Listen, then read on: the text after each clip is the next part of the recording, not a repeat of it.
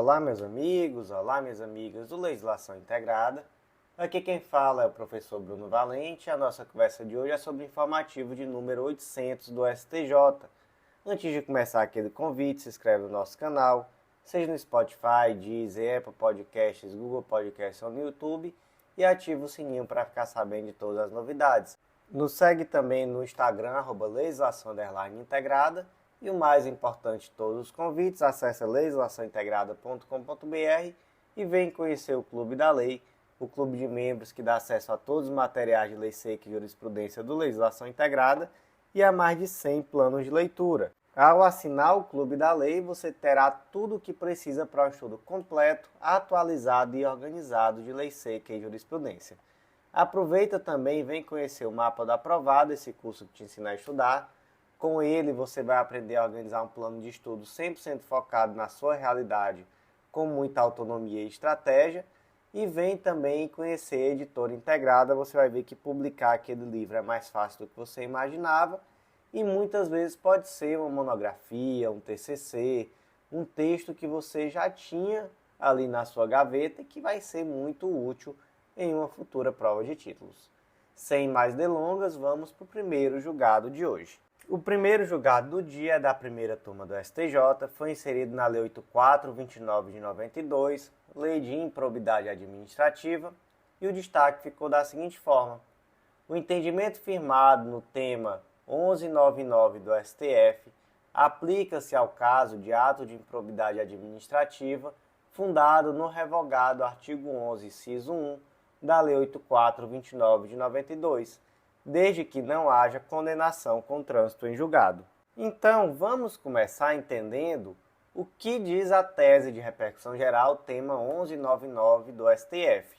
E aqui nessa tese de repercussão geral, o importante mesmo vai ser a conclusão de número 3, que diz: a nova Lei 14.230 de 2021 aplica-se aos atos de improbidade administrativa culposos praticados na vigência do texto anterior da lei, porém sem condenação transitada em julgado, em virtude da revogação expressa do texto anterior, devendo o juízo competente analisar eventual dolo por parte do agente. Porque, veja só, com a Lei 14.230 de 2021, deixou de existir no direito brasileiro o ato de improbidade administrativa culposo. Veja só a conclusão 1 da tese 1199. É necessária a comprovação de responsabilidade subjetiva para a tipificação dos atos de improbidade administrativa, exigindo-se nos artigos 9, 10 e 11 da LIA a presença do elemento subjetivo dolo. Então veja só, nós temos aqui uma lei posterior mais benéfica. Pela lei, aqueles atos que anteriormente existiam na modalidade culposa, não eram todos, mas nós sabemos que existiam atos de improbidade administrativa culposos, já deixam de existir. E aí se pergunta, essa lei nova, ela vai retroagir para beneficiar os fatos anteriores? E essa tese traz a resposta, vai, desde que não haja trânsito em julgado. Então, existe uma ação civil pública por ato de improbidade administrativa tramitando. Por um ato de improbidade administrativa praticado na modalidade culposa. O que o juiz deve fazer? O juiz deve analisar se houve dolo. E se não houve dolo, deve absolver. Ok? Ah, mas já transitou em julgado. Aí, de fato, já não há retroatividade nesse caso. A retroatividade é caso não tenha ainda transitado em julgado. Certo. Esse caso concreto, esse julgado específico, não trata desse ponto. Ele trata da possibilidade ou não de retroatividade benéfica. Em outro caso, qual é? É um caso de um ato de improbidade administrativa que foi revogado pela Lei 14.230. Então veja só, o artigo 11 da Lei de Improbidade Administrativa traz que constitui ato de improbidade administrativa que atenta contra princípios da administração pública a ação ou omissão dolosa que viole os deveres de honestidade, de imparcialidade e de legalidade, caracterizada por uma das seguintes condutas: E aí o inciso 1 tinha o seguinte texto: praticar ato visando fim proibido em lei ou regulamento ou diverso daquele previsto na regra de competência. Esse texto aqui, esse inciso primeiro, foi revogado pela Lei 14.230 de 2021. E aí se pergunta, o indivíduo praticou esse ato de improbidade aqui lá no ano de 2020. A ação ainda está tramitando, ela não transitou em julgado ainda.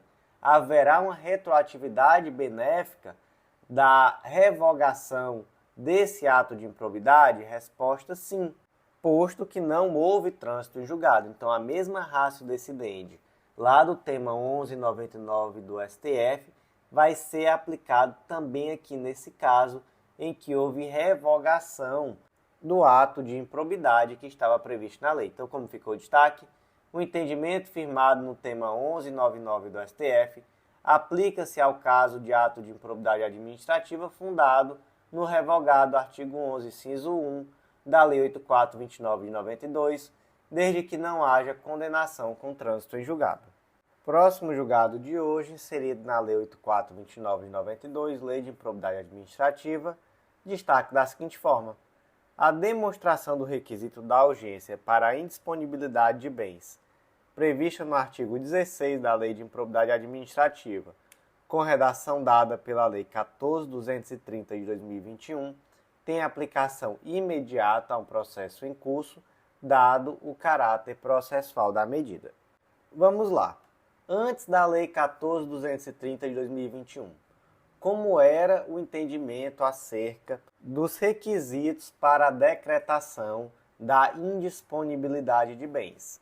Era entendido, gente, que bastava a demonstração da fumaça do bom direito. Por quê? Porque o periculo in mora era presumido.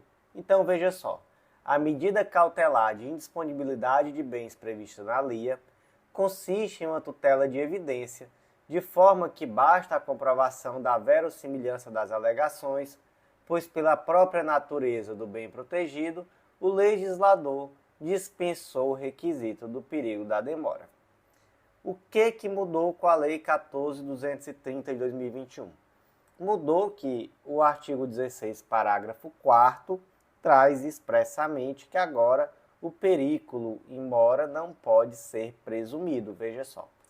A indisponibilidade de bens poderá ser decretada sem a prévia oitiva do réu, sempre que o contraditório puder comprovadamente frustrar a efetividade da medida ou houver outras circunstâncias que recomendem a proteção liminar, não podendo a urgência ser presumida. Olha só, vou reler.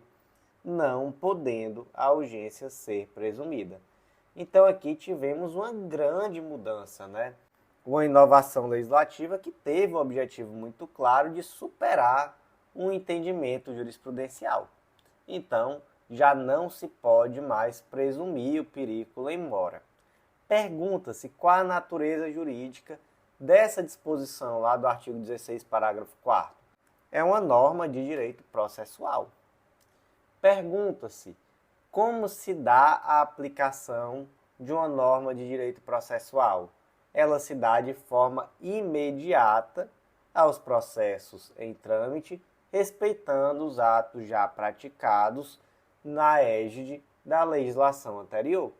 Então, basicamente, é isso que foi decidido. Esse artigo 16 ele tem aplicação imediata dali para frente. Então, ele não vai retroagir para anular eventual decisão proferida sob a égide da lei anterior, mas ele tem aplicação imediata, inclusive naquele processo que já está em curso. Então, como ficou o destaque, a demonstração do requisito da urgência para a indisponibilidade de bens previstas no artigo 16 da Lei de Improbidade Administrativa, com redação dada pela Lei 14.230 de 2021, tem aplicação imediata ao processo em curso, dado o caráter processual da medida. Próximo julgado de hoje é da segunda turma do STJ, foi inserido na Lei nº 12.016 de 2009, Lei do Mandado de Segurança, destaque da seguinte forma: o prazo decadencial para impetrar mandado de segurança contra fixação de base de cálculo tida por ilegal em ato de deferimento de aposentadoria de servidor público, inicia-se com a ciência desse ato, sem prejuízo de cobrança de parcelas pela via ordinária, quando não indeferido o direito de fundo. Então vamos lá, gente. Primeira coisa. Qual o prazo decadencial para impetrar um mandado de segurança? Está lá no artigo 23, o direito de requerer um mandado de segurança extinguir-se-á decorridos 120 dias, contados da ciência pelo interessado do ato impugnado. Segunda pergunta. Imagina que foi concedida uma aposentadoria, então nós temos um ato inicial de concessão de aposentadoria, certo?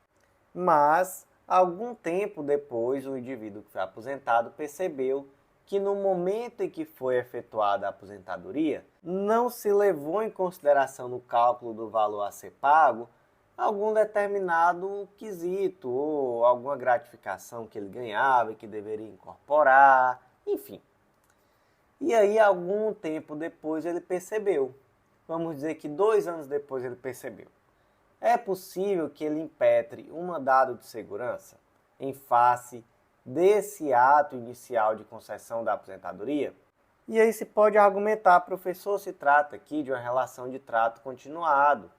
Então, a cada mês se renova essa lesão ao bem jurídico, porque a cada mês se deixou de pagar aquele determinado valor.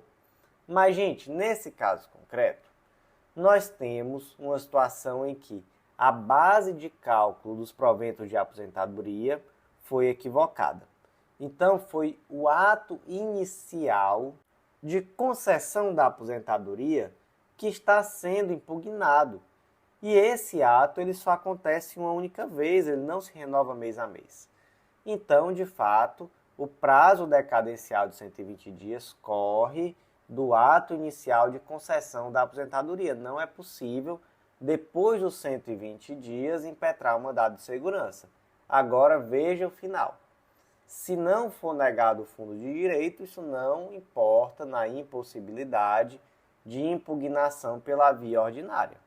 Então, como ficou o destaque, o prazo decadencial para impetrar mandado de segurança contra fixação de base de cálculo tida por ilegal, em ato de deferimento de aposentadoria de servidor público, inicia-se com a ciência desse ato sem prejuízo de cobrança de parcelas pela via ordinária, quando não indeferido o direito de fundo. O próximo julgado de hoje foi inserido no Código de Processo Civil, destaque da seguinte forma: o dia de Corpus Christi é considerado feriado local para fins de comprovação da tempestividade recursal. Gente, artigo 1003, parágrafo 6º do Código de Processo Civil. O recorrente comprovará a ocorrência de feriado local no ato de interposição do recurso. Gente, com o Código de Processo Civil de 2015, passou a não existir mais dúvida acerca da impossibilidade de comprovar posteriormente que houve um feriado local que interferiu no prazo do recurso. Então, no momento em que você vai interpor esse recurso, você já tem que demonstrar a existência desse feriado local. Essa demonstração tem que ser feita, via de regra, por meio de ato oficial. Então, você vai pegar, por exemplo, a legislação municipal que traz aquele feriado, uma portaria do fórum demonstrando que naquele dia não houve expediente, etc. Até temos, gente, uma decisão da primeira turma do STF que aceita a cópia do calendário do tribunal como documento idôneo para esse fim, mas isso aqui é exceção, tá? Isso aqui foi um julgado em que, de fato, se reconheceu essa possibilidade, mas normalmente se entende que não é possível, então não corre esse tipo de risco. É sempre melhor juntar documento oficial. Certo, gente, os feriados nacionais, que são aqueles que não é necessário comprovar o feriado no momento da interposição, eles estão previstos em legislação. Então nós temos, por exemplo, a Lei 662 de 49, nós temos, por exemplo, também a Lei 9093 de 95, que dispõe acerca de feriados. E, gente, o dia de Corpus Christi, e aí sempre causa uma dúvida, mas o dia de Corpus Christi não está em nenhuma lei federal como feriado. E aí, em muitos estados, de fato, ou municípios, se trata de um feriado. Então, gente, o dia de Corpus Christi é feriado local. E por isso é necessária a comprovação no momento da interposição do recurso. Então, como é que ficou o destaque? O dia de Corpus Christi é considerado feriado local para fins de comprovação da tempestividade recursal. Próximo julgado do dia é da terceira turma do STJ, foi inserido na Lei 8.009 de 90, Lei da Impenhorabilidade do Bem de Família, destaque da seguinte forma: é possível a penhora de bem de família para assegurar o pagamento de dívida contraída para a reforma deste imóvel. Vamos lá, artigo 3º da Lei da Impenhorabilidade do Bem de Família. A impenhorabilidade é oponível em qualquer processo de execução civil, fiscal, previdenciária, trabalhista ou de outra natureza, salvo se movido, inciso 2, pelo titular do crédito decorrente do financiamento destinado à construção ou à aquisição do imóvel no limite dos créditos e acréscimos constituídos em função do respectivo contrato. Então, aqui temos uma exceção à impenhorabilidade do bem de família. Qual é? Aquela dívida decorrente de crédito decorrente do financiamento destinado à construção ou à aquisição do imóvel nos limites do crédito e acréscimos constituídos em função desse respectivo contrato. Certo. Vem a pergunta. E se o indivíduo, por exemplo, contrair uma dívida para a reforma do imóvel, que é bem de família? Então, ele, por exemplo, contratou um empreiteiro para que esse empreiteiro realizasse essa reforma e ele não pagou. Essa dívida, ela entra nessa exceção do artigo 3º, inciso 2 da Lei 8.009? Gente, entendeu-se que sim.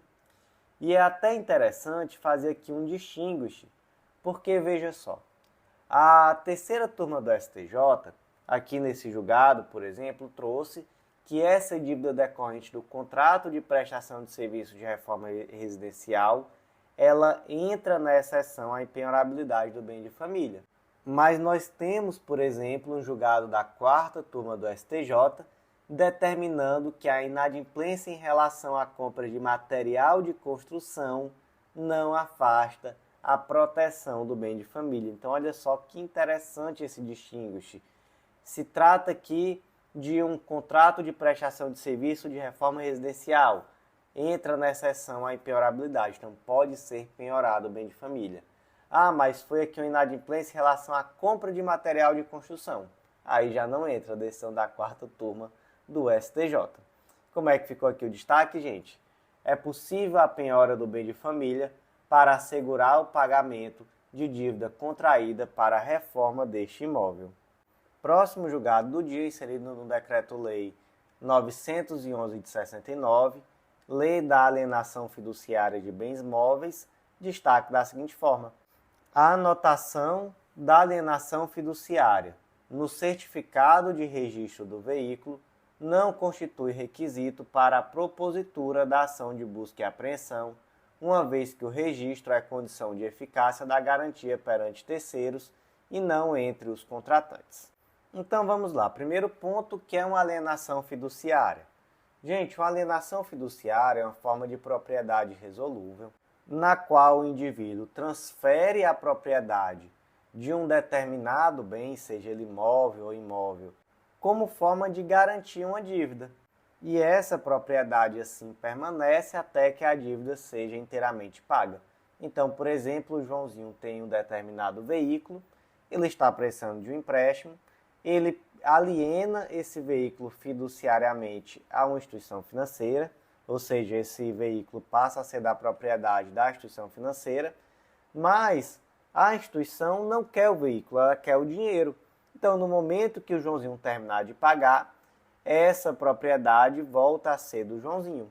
Se o Joãozinho atrasar de alguma forma, a instituição financeira consolida a propriedade desse veículo e esse veículo, via de regra, vai a leilão.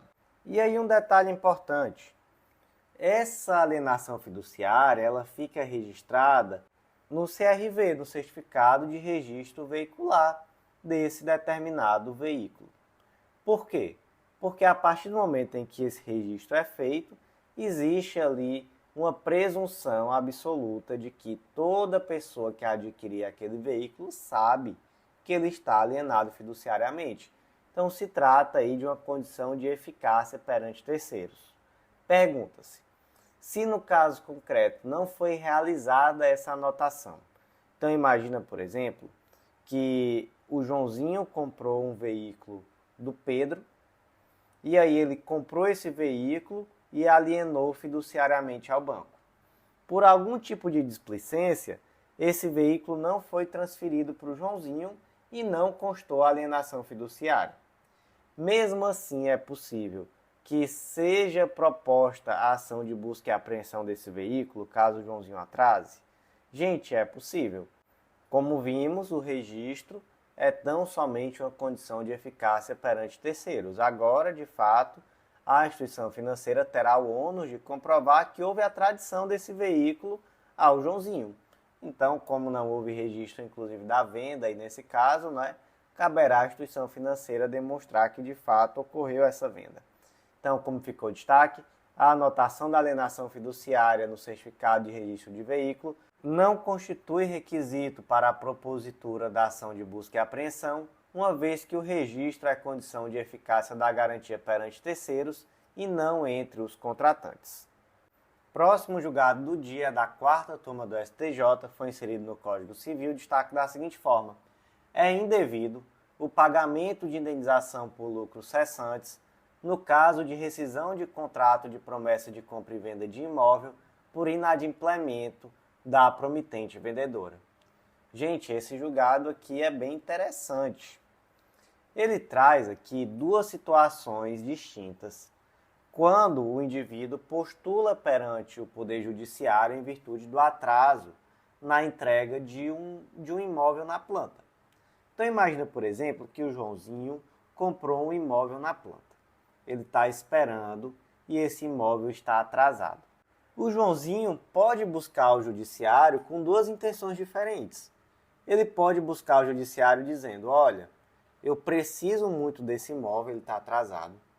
Mas eu preciso desse imóvel porque eu moro de aluguel, enfim, ou eu, por algum motivo pessoal, quero me mudar ou quero alugar esse imóvel. Então, eu preciso que, enquanto esse imóvel não seja entregue, já que ele está atrasado, seja arbitrado aqui perdas e danos. E aí, via de regra, esse arbitramento é na forma de um aluguel mensal. Então, aquilo que o indivíduo receberia a título de aluguel, caso já estivesse entregue aquele imóvel, ele vai receber a título de perdas e danos, ok? Ok. Mas existe o segundo caso. Pode ser que o Joãozinho já esteja ali indignado com esse atraso e diga: olha, não quero mais esse imóvel. Não quero, eu quero a rescisão contratual. E aí pergunta-se, nesse segundo caso, haverá também a estipulação de lucros cessantes? E aí esses lucros cessantes, que seria ali o aluguel? Gente, nesse segundo caso não. Nesse segundo caso não. Se entende que no primeiro caso há um interesse contratual positivo, onde o indivíduo deve ser colocado na situação que ele estaria se o contrato tivesse sido voluntariamente cumprido no modo, tempo e lugar devido. Então, se esse contrato tivesse sido cumprido da forma devida, ele estaria com o imóvel e poderia estar utilizando ou alugando. Então, ele vai receber ali os lucros cessantes. Já no segundo caso, onde o pedido principal é a rescisão do contrato, há um interesse contratual negativo, onde o indivíduo quer o quê? Ele quer a rescisão contratual. E nesse caso, ele deve ser colocado na situação que ele estaria se o contrato jamais tivesse sido celebrado. E aí, nesse caso, ele não vai receber lucros cessantes, ele vai ser colocado naquela situação que ele estava lá no começo. Então, ele vai receber de volta o dinheiro que ele pagou com juros, atualização monetária, enfim, recompondo aquele valor que ele teria caso não tivesse, de fato, celebrado esse contrato. Um dos argumentos foi o de que, caso esse indivíduo que opta pela rescisão contratual recebesse também lucros cessantes, se colocaria em uma situação em que, por vezes, seria muito mais vantajoso pedir a rescisão contratual do que o cumprimento. E isso teria um impacto, inclusive, econômico negativo. E você, o que achou da decisão?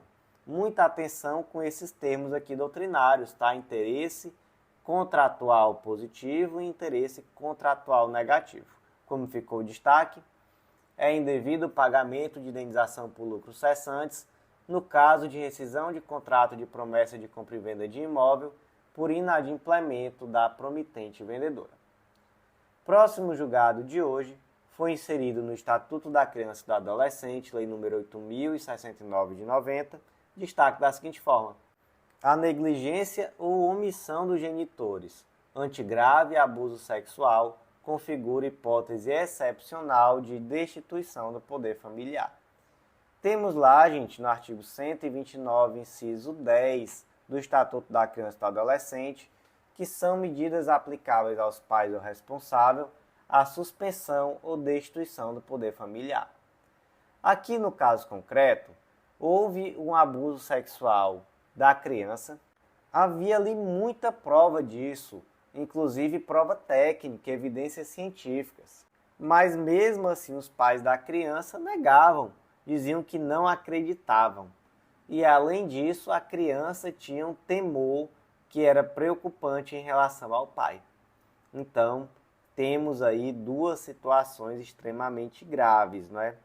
Onde existia um abuso sexual, há aqui no mínimo a negligência dos pais, que simplesmente desacreditam essa situação, e a criança tem um medo, um temor muito preocupante em relação ao pai. Então, nessa situação, se entendeu que aqui, em nome do melhor interesse da criança, da doutrina da proteção integral, etc., é sim possível a destituição do poder familiar. Então, como ficou o destaque, a negligência ou omissão dos genitores ante a grave abuso sexual configura hipótese excepcional de destituição do poder familiar. O próximo julgado de hoje foi inserido no Código Civil, destaque da seguinte forma: nas ações que houver a conversão em indenização por perdas e danos pela impossibilidade de entrega das ações ao acionista, embora a fase de liquidação não seja necessariamente obrigatória, é preciso considerar no cálculo da indenização os eventos societários de grupamento e desdobramento de ações ocorridos entre a data em que as ações foram emitidas e a data do trânsito em julgado da sentença. Vamos lá entender, gente. Primeira coisa aqui, entender o que são os conceitos de grupamento e desdobramento de ações. Gente, o grupamento de ações é quando você reduz o número de ações, aumentando o valor nominal de cada uma. Então imagina, por exemplo, que a empresa X tem a ação valendo R$10. De repente estourou uma crise e essa ação foi lá para baixo, ela começou a valer ali 90 centavos, R$1. E aí o que a empresa faz? Chega um determinado momento que ela resolve fazer um grupamento de ações. Então ela pega cada 10 ações que estão valendo R$1 e transforma em uma nova ação de R$10. Para que se faz isso? Normalmente para evitar que essa ação tenha um valor muito baixo. E inclusive ações com valor abaixo de R$1 correm o risco até de deixar de ser negociadas na B3. Então se faz ali o grupamento de ações. E o desdobramento? O desdobramento é o contrário. Então suponha, por exemplo, que uma determinada empresa começa a se valorizar e a ação dela está valendo R$200. E aí, gente, também não é interessante, às vezes, ter uma ação que vale R$200. Por quê? Porque aquele investidor que menor, ele acaba tendo dificuldade de investir naquela empresa. Por quê? Porque a ação é muito cara. E aí, às vezes, compensa mais que haja um desdobramento. Então, a ação está R$200, vamos desdobrar aqui, cada uma ação vai virar 10 ações de R$20. Então, desdobramento da ação, certo? Exemplo didático. Suponha que o João adquiriu 1.000 ações da empresa X. Devido a disputas judiciais, o João nunca recebeu suas ações. Em 2024, houve o trânsito em julgado e reconheceu-se que João tinha o direito de receber essas ações. Ocorre que essas ações da empresa X, elas passaram por grupamento de ações. Então, a cada 1.000 ações se tornou uma única ação, que agora seria inclusive de uma empresa sucessora, a empresa Y. Ou seja, as 1.000 ações que ele tinha antes agora equivalem a somente uma ação. Pergunta-se, o João vai poder exigir então 1.000 ações da empresa Y? Ou ele vai ter que levar em consideração que houve um grupamento de ações e ele só vai ter direito a uma ação? Gente, eu acho que aqui é até meio que óbvio, né? Ele vai ter direito a só uma. Até porque essa uma, na verdade, equivale às 1.000. E o valor, gente? Gente, o valor é assim, ó. No dia do trânsito em julgado, vai se verificar quanto valia essa ação da empresa Y, que equivale a 1.000 ações da antiga empresa X. E aí ele vai receber exatamente esse valor. Então, o valor será o valor da data do trânsito em julgado. E ele vai levar em consideração a quantidade de ações que ele teria hoje, né? Levando em consideração os eventos societários, se houve aí grupamento, desdobramento, etc. Então, como ficou aqui o destaque, nas ações que houver a conversão em indenização por perdas e danos pela impossibilidade de entrega das ações ao acionista, embora a fase de liquidação não seja necessariamente obrigatória, é preciso considerar no cálculo da indenização os eventos societários de grupamento e desdobramento de ações ocorridos entre a data em que as ações foram emitidas e a data do trânsito em julgado da sentença. O próximo julgado de hoje é da 5ª turma do STJ, foi inserido no Código Penal, destaque da seguinte forma: é atípica a tentativa de subtração, sem a prática de violência ou grave ameaça à pessoa, de 8 shampoos, em valor global aproximadamente inferior a R$100, ainda que eventualmente haja reiteração de condutas dessa natureza. Então vamos lá. Primeiro, o que é o tal do princípio da insignificância? Gente, é uma causa supralegal de exclusão da tipicidade material. O que isso quer dizer? É supralegal porque não está prevista na lei de forma expressa e ela exclui a tipicidade material. Então veja só, está na lei artigo 155, subtrair coisa alheia móvel. Então, se o indivíduo subtrair para si ou para outro em coisa alheia móvel, ele formalmente está incidindo no crime de furto. Ocorre que se essa coisa alheia móvel, por exemplo, for uma tampinha de caneta, ou então um guardanapo de papel, vamos aqui para um exemplo bem extremo, furtei ali, subtrair um guardanapo de papel. Trata-se ali de algo tão insignificante que não se coaduna com aquilo que o direito penal busca, que é simplesmente se envolver naquelas situações que são extremamente graves, aqueles bens jurídicos mais preciosos, por isso que é a última ratio. Então, por mais que subtrair um guardanapo de papel seja formalmente crime de furto, materialmente não é. Então, se trata aqui de algo insignificante e afasta a própria tipicidade material. Gente, o ministro Celso de Mello, lá no HC 84.412 de São Paulo, ele trouxe 4 requisitos objetivos e cumulativos para a aplicação do princípio da insignificância. Quais são esses requisitos? Veja só. Vocês vão lembrar de 4 vetores: ofensividade, periculosidade, reprovabilidade e expressividade da lesão jurídica provocada. Então, tem que ser uma conduta com mínima ofensividade, deve haver também um reduzido grau de reprovabilidade do comportamento e a lesão jurídica provocada tem que ser inexpressiva. E a periculosidade social da ação tem que ser nenhuma. Então, é ofensividade mínima, reprovabilidade reduzida, inexpressividade da lesão jurídica provocada e a periculosidade social da ação tem que ser 0, nenhuma periculosidade social da ação. E aí, gente, em regra, quando se trata de reincidência ou de reiteração delitiva, se afasta a aplicação do princípio da insignificância. Mas a jurisprudência tem afastado isso, em muitos casos concretos, e aqui nós temos um, por exemplo. Casos concretos em que houve uma tentativa de furto, então nem sequer houve o furto de fato, foram 8 shampoos, valor global inferior a R$100. Então se levou em consideração, por exemplo, que eram itens de higiene pessoal, se levou em consideração também que não houve a consumação do crime e também se levou em consideração que apesar dessa pessoa responder por outros delitos, ela ainda era primária, tecnicamente primária, porque ela não tinha condenações transitadas em julgado. Então, por todos esses motivos, se aplicou aqui o princípio da insignificância. Gente, tem muita coisa sobre o tema no material escrito, tá? Então não deixem de dar uma lida. Como ficou aqui o destaque?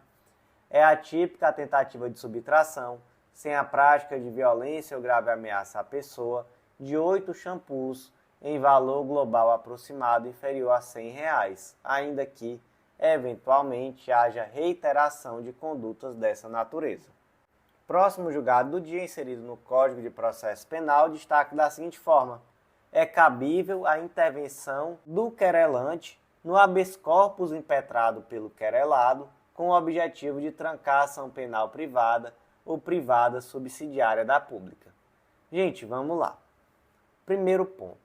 Cabe intervenção de terceiro em habeas corpus? Gente, não cabe. Não cabe intervenção de terceiros em habeas corpus, assim como não cabe também mandado de segurança. Mas temos aqui uma peculiaridade.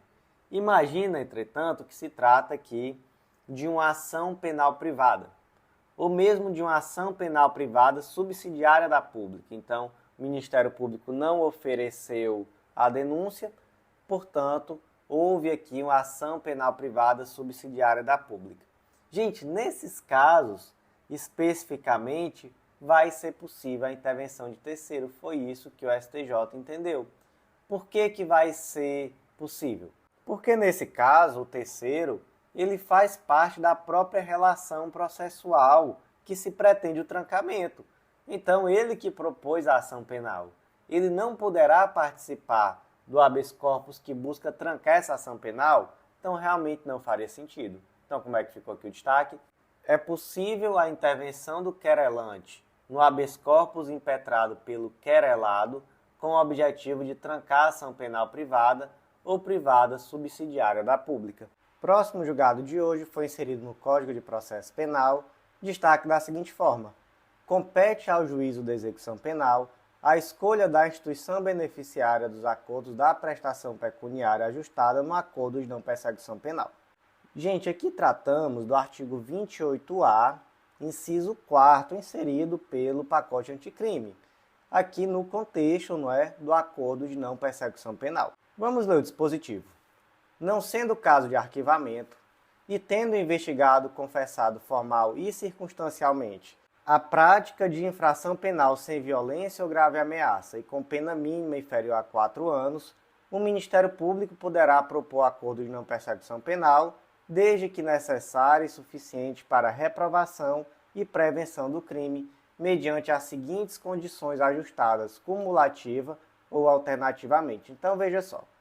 Crimes sem violência ou grave ameaça, pena mínima inferior a 4 anos, o investigado tem que ter confessado a prática do crime, uma confissão formal e circunstanciada, e tem-se que verificar se trata aqui de uma medida necessária e suficiente para a reprovação e prevenção do crime.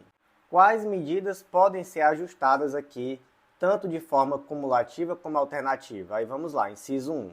Reparar o dano ou restituir a coisa à vítima, exceto na impossibilidade de fazê-lo. Inciso 2. Renunciar voluntariamente a bens e direitos indicados pelo Ministério Público como instrumentos, produto ou proveito do crime. Inciso 3. Prestar serviço à comunidade ou a entidades públicas por período correspondente à pena mínima combinada ao delito diluída de 1 a 2/3, em local a ser indicado pelo juízo da execução na forma do artigo 46 do Código Penal. Inciso 4.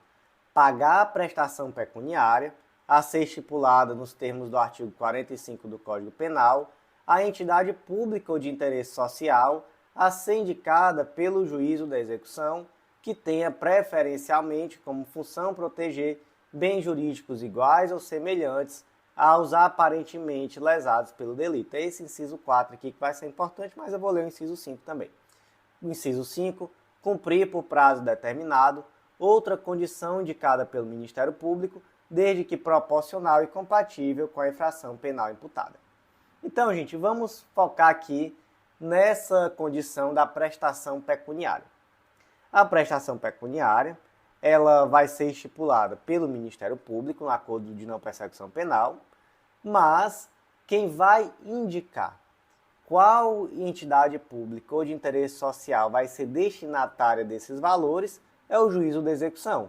É isso que diz a literalidade aqui do artigo 28A, inciso 4 do Código de Processo Penal, certo? Certo. Mas vamos entender aqui onde é que está esse vespeiro. O Ministério Público celebra o acordo de não persecução penal com o investigado, ok? Ok. Ele manda para homologação judicial. O que o juiz deve fazer? O juiz deve averiguar se há uma regularidade formal. Se houver uma regularidade formal desse acordo de não persecução penal, ele deve homologar. O juiz não pode entrar no mérito, se está certo, se está errado, se é bom, se é ruim, ele vai verificar tão somente a questão formal e realizar a homologação. E o juiz, gente, não pode simplesmente de ofício ir lá e modificar os termos do acordo. Não pode. Mas aí você imagina, por exemplo, que o Ministério Público já indicou no acordo de não persecução penal qual vai ser a instituição que vai receber essa prestação pecuniária. Poderia o juiz, de ofício, modificar essa instituição? Gente, o STJ entendeu que sim, na esteira do que também já entendeu o STF em ações semelhantes. Aqui, gente, na verdade, no fundo aqui, nós temos uma verdadeira disputa por poder. Porque imagina o poder que está na mão do Ministério Público quando ele tem a discricionariedade de determinar quem vai ser a instituição que vai receber esse valor da NPP. É muito dinheiro, né? Então, são várias e várias NPPs, cada acordo ali baixinho, mas no final isso aqui é muita coisa. Então, é muito poder. Então, o Ministério Público, obviamente, tende a defender a tese de que, se ele já celebra o acordo de não persecução penal indicando qual vai ser a instituição que vai receber, o juiz, então, não poderia simplesmente modificar o termo do acordo, já que, de fato, o juiz não pode modificar os termos da NPP que foi celebrada e ele faz tão somente uma análise ali formal, se os requisitos estão todos cumpridos. Acontece que a literalidade da lei traz que cabe ao juízo da execução a estipulação de qual vai ser essa entidade que vai receber. Então, o STJ disse, assim como o STF também disse, que isso aqui é uma mera alteração que não modifica a substância do acordo de não persecução penal. Então, essa mera alteração de qual vai ser a entidade que vai receber o valor, o juízo pode sim fazer, até porque a lei traz para ele essa prerrogativa e não para o membro do Ministério Público. Como é que ficou aqui o destaque do julgado? Compete ao juízo da execução penal a escolha da instituição beneficiária dos valores da prestação pecuniária ajustada no acordo de não persecução penal. Próximo julgado do dia da sexta turma do STJ foi inserido no Código de Processo Penal, destaque da seguinte forma: embora não configure o crime de abuso de autoridade, mesmo que realizada a diligência depois das 5 horas e antes das 21 horas, continua sendo ilegal e sujeito à sanção de nulidade cumprir mandado de busca e apreensão domiciliar se for noite. Olha só, gente, vamos lá. O que diz o artigo 245 do Código de Processo Penal? As buscas domiciliares serão executadas durante o dia, salvo se o morador consentir que se realizem à noite, e, antes de penetrarem na casa, os executores mostrarão e lerão o mandado ao morador ou a quem o represente, intimando-o em seguida a abrir a porta. Então veja só, as buscas domiciliares serão executadas de dia, salvo consentimento do morador, certo? Mas o que é dia? Gente, a melhor interpretação é a de que o dia começa com a alvorada, então com o nascer do sol, e o dia termina com o pôr do sol. Acontece que a Lei do Abuso de Autoridade, a Lei 13.869 de 2019, trouxe o seguinte tipo penal. Veja só, artigo 22. Invadir ou adentrar, clandestina ou astuciosamente, ou a revelia da vontade do ocupante, imóvel alheio ou suas dependências, ou nele permanecer nas mesmas condições, sem determinação judicial ou fora das condições estabelecidas em lei. Detenção de 1 a 4 anos e multa. Incorre na mesma pena prevista no caput deste artigo quem, aqui parágrafo 1º, inciso 3, cumpre mandado de busca e apreensão após as 21 horas ou antes das 5 horas. Opa, então vamos lá, temos aqui uma nova informação. A partir de 2019, quem cumpre o mandado de busca e apreensão domiciliar após as 21 horas ou antes das 5 da manhã, comete aqui um crime de abuso de autoridade. E aí, naturalmente, surgiu um entendimento doutrinário no sentido de que a lei do abuso de autoridade trouxe aqui o conceito de dia, que seria entre 5 da manhã e 21 horas. Após as 21 horas até as 5 da manhã do outro dia seria noite e, portanto, seria crime de abuso de autoridade realizar a busca e a apreensão domiciliar nesse período. Esse entendimento prevaleceu? Gente, não. O STJ entendeu, sexta turma da STJ aqui nesse caso, que a lei 13.869 de 2019 não teve o objetivo de caracterizar o que era dia, então de trazer aqui um conceito do que é dia e do que é noite. Na verdade, o conceito de dia e de noite ainda permanece sendo aquele tradicional, então o dia começa com a alvorada e termina com o pôr do sol. Então imagina aí que o pôr do sol se deu por volta de 6 horas da tarde, a partir daí, se for realizada a busca e apreensão domiciliar, isso já caracterizará uma nulidade, mas não caracterizará um crime de abuso de autoridade. Então haverá nulidade, mas não crime. Agora, se for após as 21 horas, aí sim já é, além de nulo, também crime de abuso de autoridade. Então, gente, como é que ficou aqui o destaque? Embora não configure crime de abuso de autoridade, mesmo que realizada a diligência depois das 5 e antes das 21 horas, continua sendo ilegal e sujeito à sanção de nulidade, cumprir mandado de busca e apreensão domiciliar se for noite. O próximo julgado de hoje foi inserido na Lei nº 11.671 de 2008, Lei da Inclusão de Presos em Penitenciárias Federais, destaque da seguinte forma: não cabe à Justiça Federal discutir os motivos declinados pelo juízo que solicita a transferência ou a permanência de preso em estabelecimento prisional de segurança máxima, pois este é o único habilitado a declarar a excepcionalidade da medida. Então vamos lá, gente. O artigo 4º da Lei nº 11.671 de 2008 determina que a admissão do preso condenado ao provisório dependerá de decisão prévia e fundamentada do juízo federal competente, após receber os autos de transferência enviados pelo juízo responsável pela execução penal ou pela execução provisória. Certo, aí o que diz o artigo 10? A inclusão do preso em estabelecimento penal federal de segurança máxima será excepcional e por prazo determinado. Parágrafo 5º. Rejeitada a renovação, o juízo de origem poderá suscitar o conflito de competência que o tribunal apreciará em caráter prioritário. Então veja só, imagina que o juiz originário entende que é necessário que um determinado preso seja transferido para uma penitenciária federal de segurança máxima. E aí ele vai justificar, está lá no artigo 3º, serão incluídos em estabelecimentos penais de segurança máxima aqueles para quem a medida se justifique no interesse da segurança pública ou do próprio preso condenado ao provisório. Então, esse juízo originário ele entendeu que aquele preso precisa ser transferido para a penitenciária federal de segurança máxima. O artigo 4º determina que a admissão do preso condenado ao provisório dependerá de decisão prévia e fundamentada do juízo federal competente após receber os autos de transferência enviados pelo juiz responsável pela execução penal ou pela prisão provisória.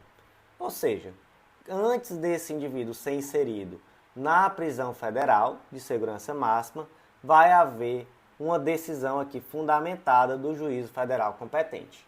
Aí eu pergunto, esse juiz federal, ele entra no mérito ou ele simplesmente vai apreciar a regularidade formal do pedido? Gente, ele só vai apreciar a regularidade formal do pedido. Ele não pode adentrar no mérito. E se houver conflito de entendimentos, aí o artigo 10, parágrafo 5º determina que, rejeitada a renovação, o juízo de origem poderá suscitar conflito de competência que o tribunal apreciará em caráter prioritário.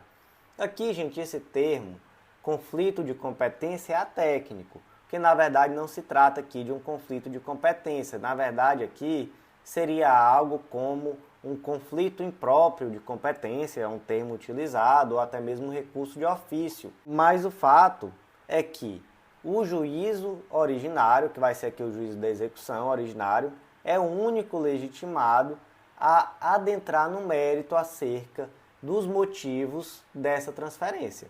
O juízo federal só vai realizar o juízo de legalidade do pedido. Vai ser aqui algo muito mais formal. Então, como é que fica aqui o destaque do julgado? Não cabe à Justiça Federal discutir os motivos declinados pelo juízo que solicita a transferência ou a permanência de preso em estabelecimento prisional de segurança máxima, pois este é o único habilitado a declarar a excepcionalidade da medida. O último julgado do dia, inserido na Constituição Federal, destaca da seguinte forma: a prova da legalidade e da voluntariedade do consentimento para o ingresso na residência do suspeito incumbe, em caso de dúvida, ao Estado, e deve ser registrada em áudio-vídeo e preservada tal prova enquanto durar o processo. Gente, artigo 5º, inciso 11 da Constituição Federal. A casa é asilo inviolável do indivíduo, ninguém nela podendo penetrar sem consentimento do morador, salvo em caso de flagrante delito ou desastre, ou para prestar socorro, ou durante o dia por determinação judicial. Agora imagina que os agentes estatais adentram em uma residência sem uma autorização judicial para tanto. Em regra, haverá nulidade? Sim. Quando que não haverá nulidade? Quando se demonstre que de fato houve consentimento do morador. Mas, gente, esse ônus de demonstrar que houve consentimento do morador para o ingresso na residência é do Estado, até porque normalmente não é crível imaginar que o morador consinta de forma voluntária, sem nenhum tipo de constrangimento ou coação, que a polícia entre na sua casa se ele tiver algo lá a esconder. Então, de fato, fica muito parecido que não houve o consentimento, que na verdade, ou se houve esse consentimento, ele está no mínimo ali manchado por uma coação ou um grave constrangimento. Então, o STJ decidiu aqui o quê? Que o ônus de demonstrar que houve essa voluntariedade do consentimento é do Estado e, para tanto, é necessário o registro audiovisual desse consentimento e esse registro deve ser mantido até enquanto durar o processo. Então, como é que ficou o destaque? A prova da legalidade da voluntariedade do consentimento para o ingresso na residência do suspeito incumbe, em caso de dúvida, ao Estado e deve ser registrada em áudio-vídeo e preservada tal prova enquanto durar o processo.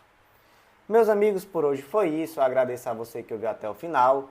Vou fazer aquele convite, acesse legislaçãointegrada.com.br e vem conhecer o Clube da Lei, o clube de membros que dá acesso a todos os materiais de lei seca e jurisprudência do Legislação Integrada e a mais de 100 planos de leitura. Tudo que você precisa para um estudo completo, atualizado e organizado de lei seca e jurisprudência. Vem também conhecer o Mapa da Aprovada, esse curso que te ensina a estudar. Com ele você aprende a organizar um plano de estudo 100% focado na sua realidade, com muita autonomia e estratégia. E vem também conhecer a Editora Integrada. Você vai ver que publicar aquele livro é mais fácil do que você imaginava e vai ser um grande diferencial em uma futura prova de títulos. Meus amigos, por hoje foi isso. Eu agradeço a você que ouviu até o final e até a próxima.